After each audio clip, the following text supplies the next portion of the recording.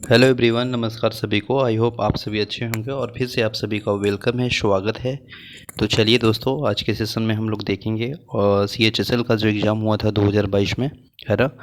तो उसका जीके वाला यानी जनरल अवेयरनेस वाला हम लोग सेशन देख रहे हैं, जिसमें 25 प्रश्न हैं और काफ़ी इंपॉर्टेंट और न्यू न्यू प्रश्न देखने को मिलेगा, क्योंकि previous year that is very important question for all competitive examination as a SSC में जितने भी होते हैं, CGL, CPU, CHSL, MTS, है ना। और स्टेट में भी ये प्रश्न पूछ लिए जाते हैं। तो इम्पोर्टेंट प्रश्न है और नया नया प्रश्न देखने को मिलेगा। तो चलिए स्टार्ट करते हैं। प्रश्न नंबर 1 देखते हैं। देखिए, पहला प्रश्न पूछा गया था कि लोकसभा के अध्यक्ष और उपाध्यक्ष की जो अनुपस्थिति में संसद के दोनों सदनों की संयुक्त बैठक की अध्यक्षता कौन करता है।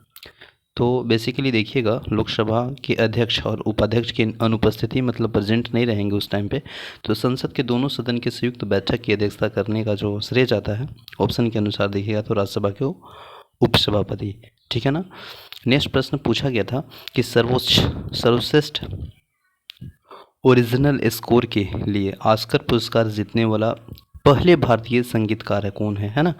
तो सर्वश्रेष्ठ ओरिजिनल स्कोर के लिए ऑस्कर पुरस्कार जीतने वाला पहले भारतीय संगीतकार कौन है, तो वह है AR रहमान, है ना। AR रहमान है, ठीक है। नेक्स्ट प्रश्न है, किस कोशिका सिद्धांत ने सिद्ध किया कि वसा के अर्धद्रव प्राकृतिक समग्र द्विपरत के भीतरी प्रोटीन के पार्श्व संचलन को सक्षम बनाती है। तो यह द्रव के मोजेक मॉडल ने यह प्रूव कर दिया, है ना।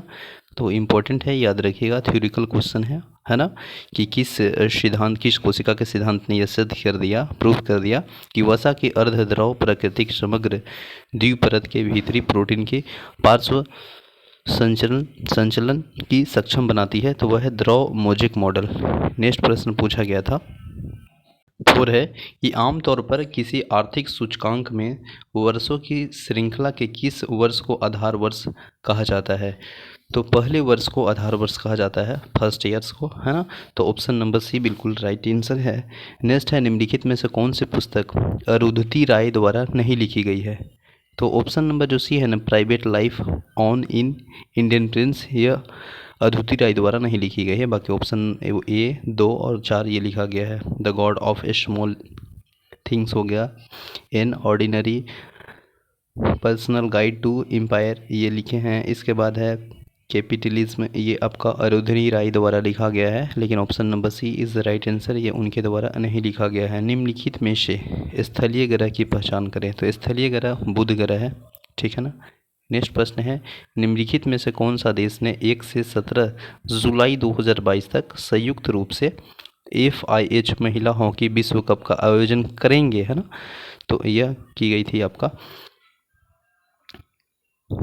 किया जाएगा स्पेन और नीदरलैंड, है ना। तो ऑप्शन नंबर सी। नेक्स्ट है, 1997 के बुकर पुरस्कार की विजेता the God of small things निम्नलिखित में से किस भारतीय लेखक का पहला उपन्यास है। तो अरुंधति राय, है ना, अरुंधति राय के द्वारा। नेक्स्ट प्रश्न है, निम्नलिखित में से किसने नवंबर 2021 में DBT स्टार कॉलेज में मेंटरशिप प्रोग्राम शुरू किया। तो यह विज्ञान एवं प्रौद्योगिकी मंत्रालय।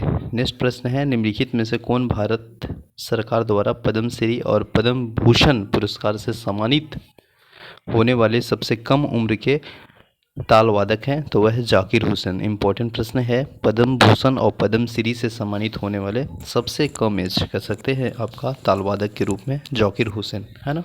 नेक्स्ट प्रश्न है, डॉक्टर सुंदना नायक को एक खाली स्थान कलाकार, शिक्षक और प्रस्तावक के रूप में पहचाना जाता है। तो यह Mohiniyattam, option number D. Next है, एम्पियर के संबंध में सही कथन को पहचानने की बात की जा रही थी। तो एम्पियर के सही कथन में देखिएगा तो 1 कूलम आवेश प्रति सेकंड के प्रवाह को 1 एम्पियर बनता है, जिसे एम्पियर के संबंध में सही कथन यही है ना। नेक्स्ट है, मीनाक्षी श्रीनिवासन को निम्नलिखित में से किस नृत्य शैली के लिए 2011 के उस्ताद बिस्मिल्लाह खान युवा पुरस्कार से सम्मानित किया गया।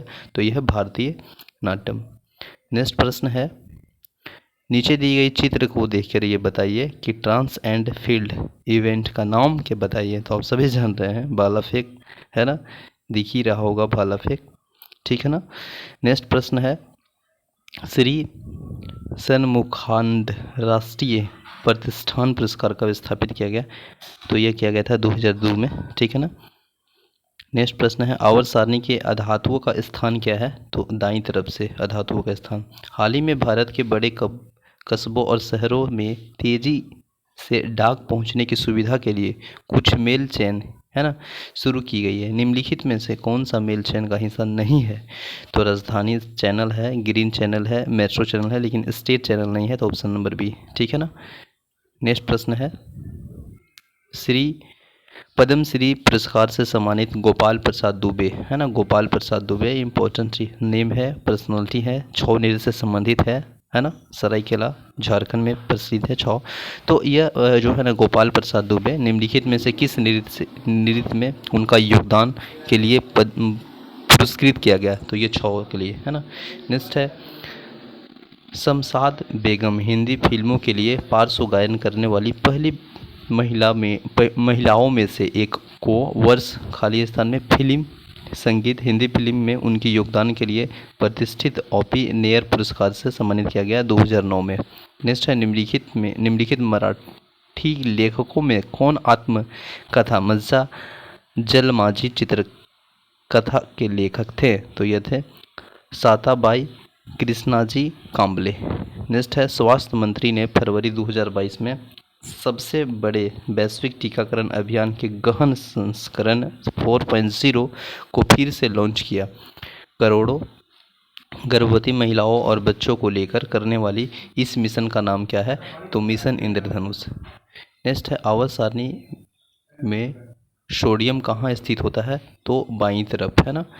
इसके बाद नेक्स्ट प्रश्न देखेंगे, आइसोपेंटेन जिसे खाली स्थान भी कहा जाता है और एक शाखित श्रृंखला संतृप्त हाइड्रोकार्बन है जिसका रासायनिक सूत्र C5H12 है, वह है 2-मिथाइल ब्यूटेन। नेक्स्ट प्रश्न है, निम्नलिखित भारतीय शास्त्रीय संगीतकारों में से इसे सबसे पहले भारत के सर्वोच्च नागरिक पुरस्कार भारत रत्न से सम्मानित किया गया था? तो मदुरई सन्मुखावदी सुब्बालक्ष्मी। लास्ट प्रश्न है, पूछा गया था कि निम्नलिखित में से किसने कबड्डी में अर्जुन पुरस्कार 2021 प्राप्त किए? तो वह कहते संदीप नरवाल।